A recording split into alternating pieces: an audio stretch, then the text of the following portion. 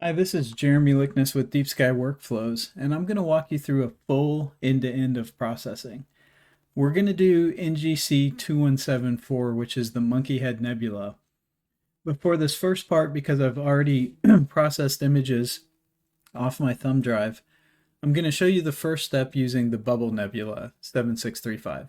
This would be the exact same process if I had the RAW for the Monkey Head. I'm just showing you how I organize the raw files that I then process. So for this first step, on the left is my hard drive. That's a SSD solid state drive for rapid processing.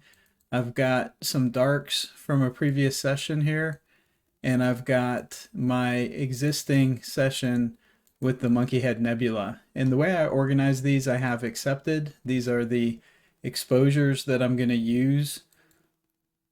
I have rejected. These are bad exposures, and I've zipped these up just to save some space. And then I have processed. These are sort of the raw images that came off the telescope. Now, this part is specific to Stellina. If you have a different telescope, you might organize these different ways, but for Stellina owners, after they've run a session, it'll look something like this on the right side. And I'm going to click into the folder, and there's a bunch of different numbered folders that we have. And if we look at this folder, there's an observation, there's an initial capture, and then there's all these different files mixed in. They're FITS files and JPEG files. So I'm going to zoom in just to show you what an example looks like. So here I have a FITS, an output, a FITS, and output. Now the FITS is the high fidelity, high resolution array of pixels that the sensor captured, and then the output is processed by Stellina itself. Now this one happens to have a lot of good captures in it, but what you'll notice is, let me see if I can find one. Every once in a while you'll get a FITS that doesn't have a processed JPEG, like this 7R. So that is what we consider a reject. For whatever reason Stellina rejected it. It still saves the FITS files, but it doesn't factor into the JPEG. And that's where the command line tool I use called Stellinator comes into play. To get Stellinator, I'm here on Deep Sky Workflows website. So this is where I'm starting. I come up here to the top, and you can see the scripts and tools. So we'll click on that, and this takes us to a page with a few different utilities. I'm going to Stellinator, and this has detailed directions on how to get started, how to install, what the different options are. This Releases tab over here is where you can actually download the files, and this is cross-platform, so it should work on Linux, Mac, and Windows. I only have a Windows machine, so if you test this on another machine, please let me know how it works out. But I've basically unzipped these and included the path to the folder in my path. So in other words, that folder is accessible so that I can run this on the command line. So here's how we run Stellinator. We basically are going to take multiple observations from here. And if I go through, you can see it's done this observation. We can go back up. It's done this observation. So lots of observations. But I'm just going to go ahead and grab this folder name. So I'm just copying it. And then if you'll recall, we had another folder for my hard drive. Now, Stellinator automatically extracts the observation because the idea is you probably have multiple observations on one thumb drive. I cleaned this up for the example. But in this case, we have one. So I'm going to just target this Deep Sky folder, and it's going to do the rest. And I'll show you what I mean. Here's a command line. My command line might look a little bit different than yours because I've got the terminal styled a certain way. But from this terminal, this would look the same on a traditional command prompt. I'm going to type Stellinator. And then there's certain options that you can use. I don't want to copy over all the JPEG files. I just want to copy the final ones that have the most image in them. And then I need to do the folder that I'm copying from. which is going to be the thumb drive that I got from Stellina. And then I need to specify the folder it's going to. And this is just the root of the folder. It'll take multiple observations and combine them. Let's go ahead and run this and see how this works. So what it's doing now is it's going through and it's processing the different files. And it knows if a file has a matching JPEG that it was accepted by Stellina. So it's putting that into an accepted folder. And if there's not a matching JPEG, it knows that that was rejected by Stellina. So it puts it in a rejected folder. And then what it's going to do after it copies all of what we call the fits files is it will then copy the processed JPEGs and put those in their proper place. So let's give this a minute to process and I'll be right back. Okay, it's run through and you can see it's come through and finished. It said it created 3 directories, copied 292 files. If we come back here and we go to the hard drive that we copied it to, we can see there's a new date, 9/16, and a new set of accepted. And you can see that despite there being multiple folders on the Stellina thumb drive, it's combined these into a single folder, because I consider this a single session for purposes of processing. And there's ways that you can control that. It has some in the rejected folder, and it has some in the process folder. And the process are the most recent ones. And like I said, for the copy example, I'm using the Bubble Nebula. So let's take a look at what the JPEG looks like for that. That's this one right here. So now it's copied over. The next step is to sort through our files, and I'm going to do that through PixInsight.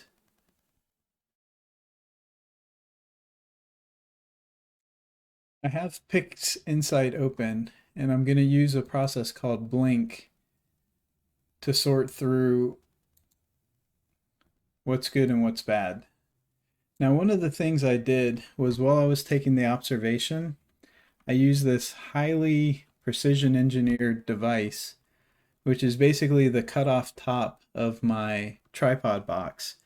And I placed that over the telescope for a period of time so that it was completely dark. This allows me to capture what's called darks, which pick up the issues with the sensor array that it can use to correct the later images. And I'll show you what that means. So the first thing I'm going to do is in the Blink tool, I'm going to open a folder. We're going to go to the target directory that we copied to, and we're going to look at the rejected items. And I'm going to load those in. And then over here you can see why these were rejected. This is super blurry as we go through, but notice how as I step through the Blink, and let me zoom in here, there's these little white pixels that are pretty fixed in the background. Those are the sensor defects that we want to compensate for. And if I go through the Blink files, you'll see I hit a certain section where these become uniform. These are my darks. That's how I can tell when I put the cap on. So I'm going to highlight those. I just basically click on the image, hold down the shift key, move the arrow down to highlight them. And then I'm going to use this special icon. Well, I'm having trouble highlighting. There we go. This special icon right here, which is the move selected files to new location. So for the new location, I'm going to go into Deep Sky, Darks, and we're going to create a new folder with the date that I captured the darks. And we're going to select that folder. And as we can see from our console, it's moved these files to the folder. So now I've acquired my darks. So now that I've done that, I can look at my accepted ones. So I'm going to use this icon to clear out the list. And this time I'm going to come in and open accepted. And for this round, we've got about 261. You might want to do these in batches. I typically do them in batches of 200. For this demo, I'm just going to pull them all in. I happen to have a machine with 64 gigabytes of RAM and some pretty powerful processors. So if it runs a little bit more slowly for you, just compensate, maybe take fewer files at a time, and that should work out. But what we're doing is we're looking at this, and immediately we see nasty, out of focus, no good. So even though Stellina does its best to correct and manage defects, it's not always perfect, and sometimes you get out of focus. So I'm just going to hold down the shift key and walk through this, and you can see, boom, we popped into focus. So I'm going to take this group that's out of focus, use that move icon, and I'm going to move it into the rejected directory. So I'm going to do select folder, and then this little icon here closes the selected images, so that pulls those out, so I just have the good images. Now I'm stepping through, everything looks fine, it's good. You can see the pattern, how it shifts around. You can see sometimes the illumination changes because of clouds going over by, or maybe nearby light sources coming on and off. But we just stepped through. This is very tedious and meticulous, but it's very important. Like, see that? Right there, that's a cloud going by, and that can mess up the final image. So I'm just going to try to capture kind of that whole segment. And this time the folder's already remembered, so I just hit enter, and that moves them, and then that's been pruned out. And then that cloud wasn't quite as obstructive, so I'm not too worried about that. But notice this, look at this frame. So I'm going to pop to the frame before and zoom in. And you can see we've got nice round stars, and then I go down a frame and you can see it's almost doubled. So that is a defect that was introduced. It was probably vibrating or tracking or slewing or something. But we're just going to go ahead and reject that frame because that's no good for us. And this is what the blink process is all about. It's just going through, having the patience to look at every frame. If there's a major satellite trail, if the ISS space station happens to fly by and leave a streak, you probably want to get rid of those frames because they just have bad pixels to add to the mix. And we're done. So now that is the end of working with the bubble nebula. I'm going to pick up the process with actually stacking the images using the Monkey Head Nebula.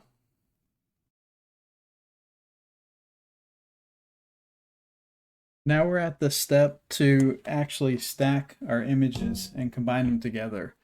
The tool I prefer to use is called AstroPixel Processor. That's what I have pulled up. And I just find that it yields superior results. You can do this in PixInsight. You can do this with Deep Sky Stacker. But I love the result from AstroPixel Processor. So I've opened it up, and the only thing I've done that you didn't see is I've set this working directory. And I'm setting it to my main hard drive right here because that's my fastest drive. You want a hard drive that is fast and that also has a lot of free disk space because it can take, I've had jobs that take a terabyte of scratch space to work with. So if you're doing big images like I like to do, then you'll need the space. The tabs are a little bit wonky out of sequence, but you basically go through step by step, 1, 2, 3, 4, 5, 6. I'm going to show you these steps. I don't have multiple channels or filters, so I'm going to uncheck that. I do have multiple sessions, and I don't want it to auto detect masters and integrations. I don't have those right now.